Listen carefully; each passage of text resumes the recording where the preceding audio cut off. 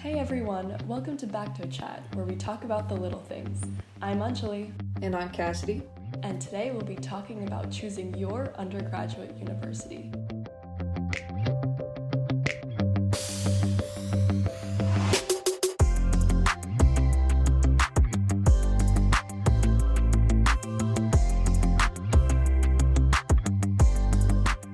During these uncertain times, we hope that you can use us as a resource to find the college that's perfect for you.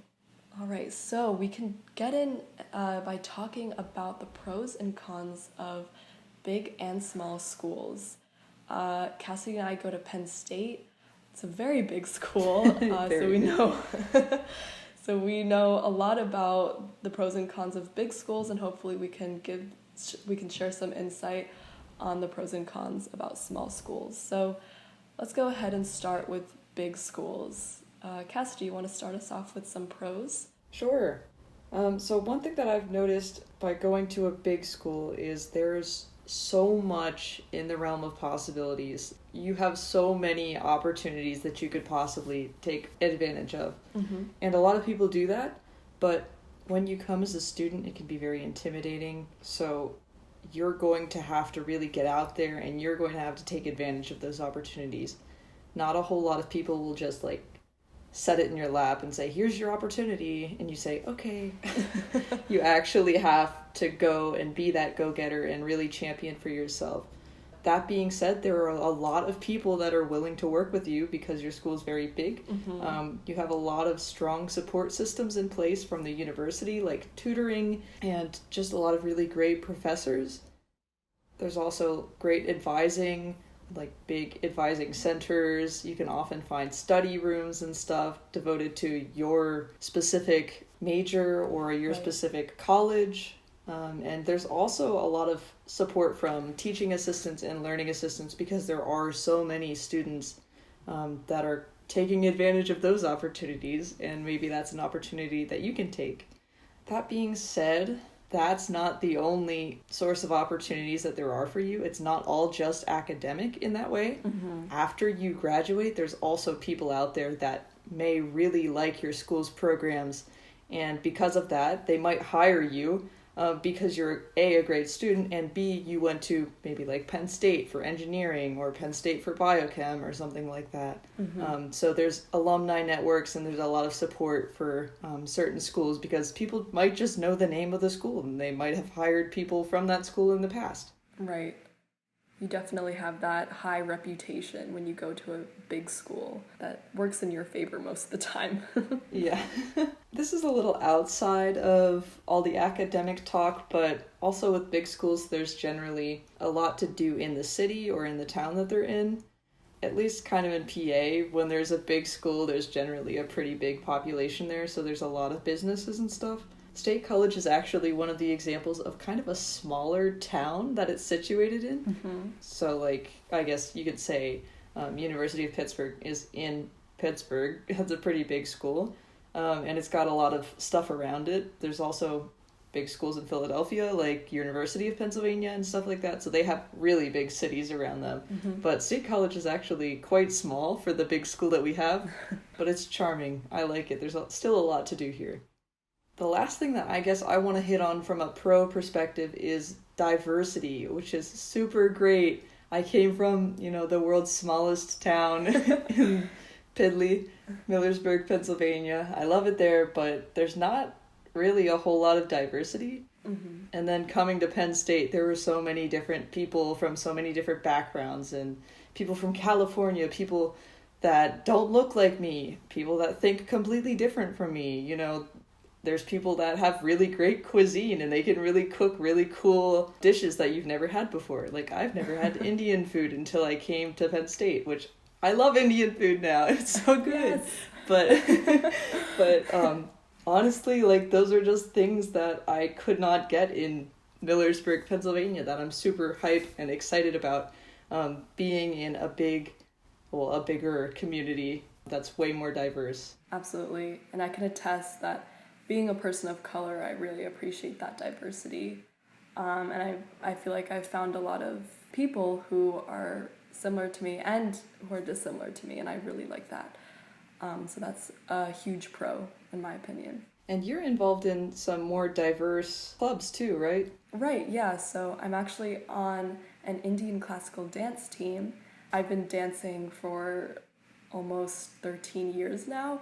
So it was awesome to find a community at Penn State I can use as a creative outlet and continue what I love doing. So I love that. And there are so many clubs on campus that are very similar in that regard. Yeah. One thing that I like about Penn State is it's good at a lot of things. Yeah. Like, it's not one of those colleges where it's like, this is an engineering college, It's like, Penn State is a music college, which was super important when I was choosing. Oh, yeah. Penn State is also a science college. Penn State is an engineering college. Penn State is, like, pretty much great at a lot of things, which makes it super helpful if you don't really know what you're going to do when you get to college. Or even if you think you do know what you're going to do, but there's still that, like, leniency, like, maybe I don't really like engineering as much as I think I do. Like, you might take a class and you'd say, I want to completely change. Mm-hmm.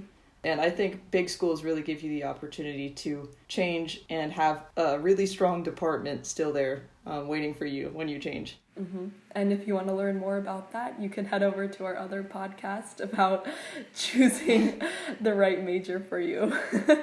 That's definitely true. Thank you for the plug. But now is a good time to move on to the cons of big schools. As Cassidy said, there are tons of opportunities at big schools, but you have to go seek them out yourself. No one is just going to hand you an opportunity on a silver platter. You have to seek those out yourself. Honestly, part of the success in college is just showing up for things. Even if you may not want to show up, if you have a shred of doubt, just show up, try it out. You never know how it will go. So you can feel a little lost amidst the crowd, amidst the sea of students. There are so many people here. So if you're not the most outgoing or you're not the most extroverted person, you may feel a little lost. There's a lot of people and it's a lot to get used to. But again, if you can find the club that you feel like you'll fit in, you can find your community in extracurriculars. And as we've said, they've been great to really assimilate to college life. So, so again, clubs, that's a great way to get involved in such a large university. Yeah, for sure. And even like smaller study groups and stuff like that are really super helpful, especially when you have big classes when you're in their first 2 years. I feel like a lot of people try to scare you out of big schools. If you're considering a big school and someone doesn't want you to go there, they'll say, oh my god, the class sizes are going to be 400 people and you're never going to know your professors. And while that might be true for like your introductory chemistry class or something like that, physics maybe, but like that's only your first 2 years and that's only a couple classes in your first 2 years. Right. I haven't taken a class with like over 60 people or something in probably a year, honestly. And I'm a senior now, so yeah, that pretty much lines up with the first 2 years concept. Yeah. It's just going to be some of those classes, and I guarantee you'll meet somebody in that class that makes it feel less scary. Aw. Yes, find a friend in that class. Yes, an exit buddy. An exit buddy, yes. You'll drag each other to the end of the semester. But yeah, that kind of sums up what I can think of, at least for cons about big schools. Again, I've really loved my time at Penn State so far, so... Yeah, and there's more to do. There's always more. There's always more.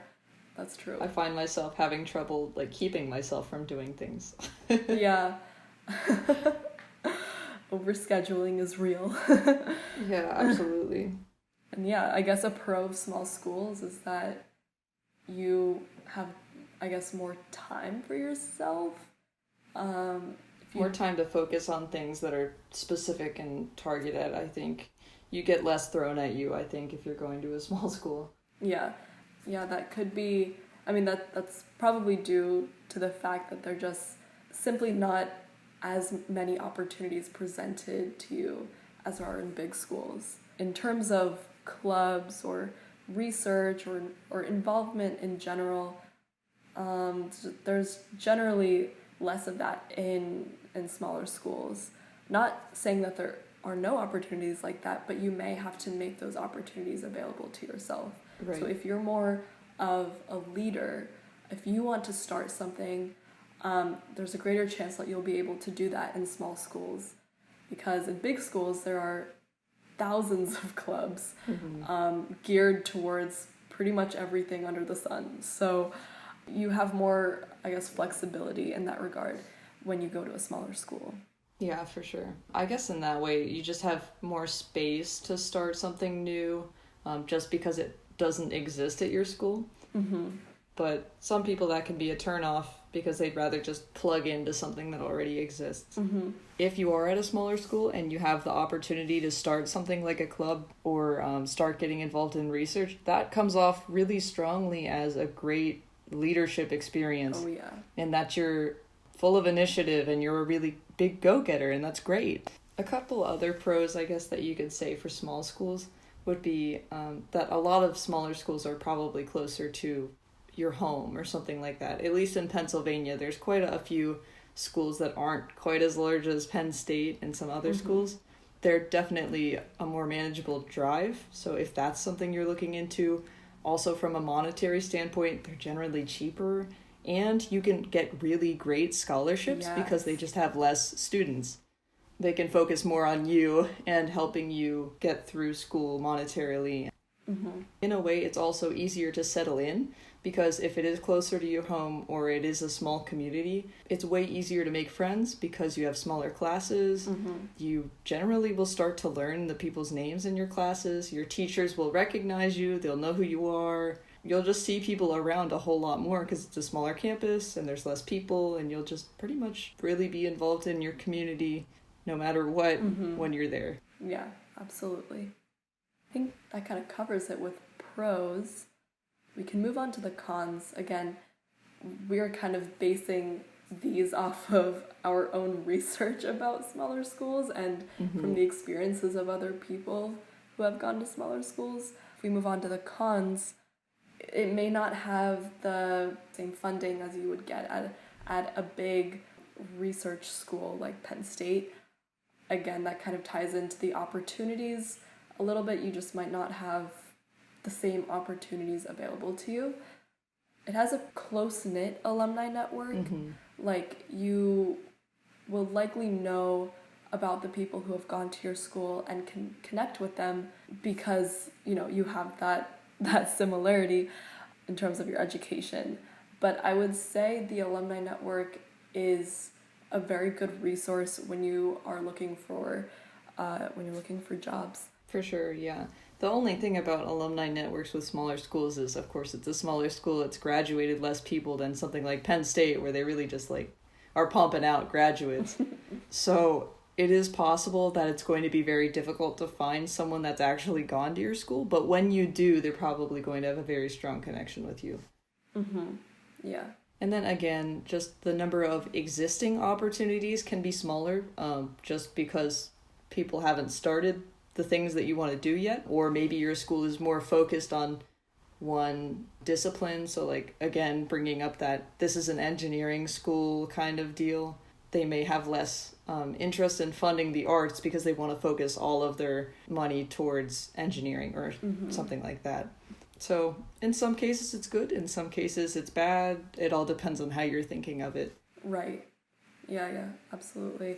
And then also the diversity pool can be a little smaller in smaller schools just because they don't have a whole lot of students. So you may not find somebody that looks like you. You might not find someone from your community. So that's just something to consider. It's also possible that it's a smaller school that's geared straight towards your diversity, like historically Black colleges. Right. Great opportunities for students that want a community that is like them. So it can be a positive and it can be a negative again. And then in terms of location, if the university is situated in a small college town, if it's a smaller university, there may not be as many things to do outside of college life. There may not be as many restaurants or clubs, like nightclubs. And bars and stuff. Yeah, so for sure. So if that is something you're looking for, then you should really evaluate exactly where the school is located. Right. When you're looking at schools, one great thing that you can do is just make an Excel sheet or a checklist or something of things that you definitely want. So if you definitely want diversity, if you definitely want a great nightlife, if you definitely want funding in your area, just write these things down and see which schools check off all those bullet points, and then apply to those. It helps you whittle them down really quickly. Yeah, for sure. Helps you keep everything organized too. Yes, we're really pushing those Excel sheets. Yes. I guess going off of that, when you have a checklist, it helps prevent you from saying things like, oh, I'm just going to go to the best college for X, Y, and Z major. Because what is the best college for a major? How do you determine that? Do you determine it by the number of alums? Do you determine that from what jobs people are getting? Do you determine that from grades? You know, it's all pretty relative. Like, how do you know a college is going to be best for you just because it's number one on whatever website? Right. So don't fall into that trap of just saying, oh, I'm just going to apply to the, quote, best college, because that might not be the college for you. Exactly. This is your opportunity to choose your college, not the internet's opportunity to choose the best college for you. No, that's so true. And I guess kind of related to that, don't apply to a college just because you think you should. Like, I remember when I was a senior, a lot of my friends were applying to this one university and I wasn't. And I was like, oh, you know what, maybe I should just add that to my list. You know, it won't hurt to apply, but I had no knowledge of that university whatsoever. I didn't do any research about it. I didn't know what programs they had. But I was like, you know what, why not? And then after I thought about it, came to my senses, that was not the best idea because one, the application fee is expensive. Yeah. Okay, they can be upwards of like $60 to $100. Like they're not cheap. And also that's one more thing that you add to your plate, especially during a busy senior year. So don't feel like you're obligated to apply to a school just because people in your area apply to that school. Like, do your research, make sure that you're investing the time and energy into schools that you actually want to go to. Yeah, I love that. I feel like, I'm not going to try to like call anybody out here, but I feel like there was a lot of talk because I was like the valedictorian of my, 50-person high school. She's so smart, she should go to Harvard, or she should go to an Ivy League school. And it's like, did I really need to go to an Ivy League school to have a great college experience? And I feel like it was just because they had heard that name over and over and over associated with people that were, quote, smart, or whatever they determined as intelligence. So I don't want anybody listening to sit here and think that their only options if they want to be high achievers are Ivy League schools. Because there are a bunch of different routes you can take to get to your dream job or to find what you're interested in. It's not just Ivy League schools, or it's not just where your parents went, or it's not just where your teachers went. Anything like that. Again, this is your choice. This is all based on you and your personality, and so make it about you, not about other people and what they say. Basically, moral of the story is Ivy Leagues are great schools, but they're not the only option out there, and don't feel pressured to apply to them if you don't want to. Of course, if you are interested in Ivy League schools, that's great, and I hope that you really pursue that, because that would be awesome if you got into one. So with that, we can move on to the next topic. You can choose where you go to school. Wow, it's crazy to think that, right? But location-wise, yes, location-wise, you can choose where you live. So this is 4 years of your life that you can spend literally wherever you want, pretty much.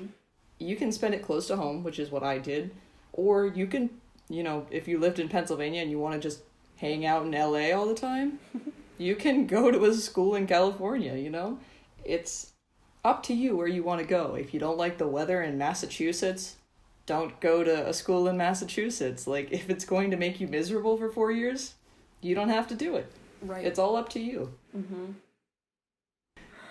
Yeah, no, that's really important to evaluate those things before you open the application to begin with. Mm-hmm. One thing that helped me is trying to find clubs or organizations on university websites to see if I can continue the same passion I had in high school, if I can continue that through my college education.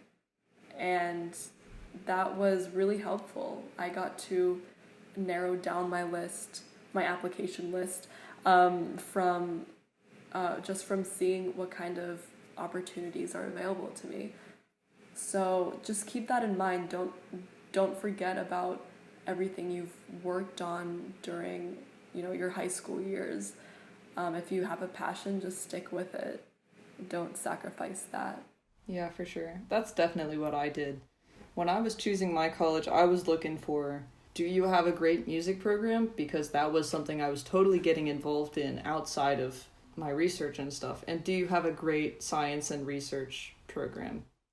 So I found Penn State. It's also close to my home, which was another great thing for me, but music is huge in my life. So it was really easy to choose Penn State because we have such a great and welcoming school of music and a great marching band, which I'm a part of, great concert bands and symphonic bands that I've also been a part of.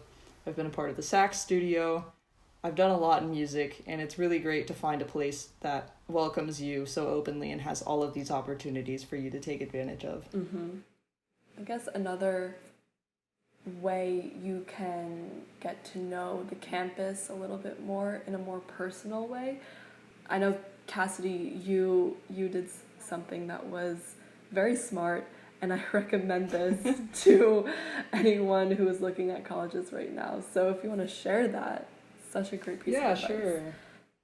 I have a very unique touring thing that I did when I was choosing colleges. At the time, I was just kind of looking at colleges and trying to figure out where I wanted to go. And instead of just doing the regular tour that Penn State offered, I actually directly emailed a professor that I was interested in their research, and they responded and they were like, hey, yeah, that'd be great. I would be really happy to meet you. Would you like to meet me? And I said, I would love to meet you. That's exactly what I would love. But they want to hear from you. I guarantee it. There's a lot of people at colleges that are professors that might be in the field you're interested in that are willing to welcome you personally to come see their lab, discuss any questions you have, and just really get you involved in Penn State before you even apply or something like that, or get you involved in your college before you even know it's your college. And I realize now that, there's a pandemic, but right. It is completely possible to do an online tour and set up a meeting with them through Zoom or whatever, Skype, other applications that are video and audio oriented or whatever. But yeah, you can totally just reach out to a professor and ask them to discuss school. That's what I did. Shout out to Dr. Dorman for actually letting me come into his lab and check it out. But that was huge for me. I really loved seeing everything that we have to offer at Penn State through the eyes of a professor and then the eyes of his students that were working there as well. No, that's great to get some insight onto what you may be going into as a student. So I love that. Anjali, do you have any advice for students that are looking for colleges right now during the age of COVID? I would say, definitely organize your thoughts, make a spreadsheet. When I was in the college finding process, I used some university databases that kind of compiled all of the information of a lot of schools that I was looking at, and they had a lot of information on what kind of programs they offer, what their like statistics were, things like that. And I used that as a guide to kind of narrow down my application list. So just getting organized, taking your time, and like really critically thinking about which applications you want to spend your energy on. So that's one, I guess, thing you can do during this time at home. Cassidy, how about you? Yeah, I guess, of course, the Zoom tour thing that I said, and I totally second the Excel sheet. But overall, I don't want anybody trying to go out there and, outdo themselves because there's COVID going on and you have maybe more time at home or something. Don't do things because you feel like you have to. Do them because you want to do them. Yes. Spend time on things that you want to do. Don't feel crazy pressure to apply to like 10 colleges. That's a lot of money and that's a lot of time. So if you focus your efforts, you're going to be better in the long run and you're going to feel great about your choice. I guarantee it. Yes. Spend time on you. Oh yeah, I love that. If nothing else, I hope that this podcast is a springboard into greater things and hopefully gets you started in thinking about what you should be looking for in your colleges to make it the right fit for you. Absolutely. And just know that you're not alone. A lot of people are doing the same thing. And if you keep at it, you keep a positive attitude, then you'll be ready for the whole college process.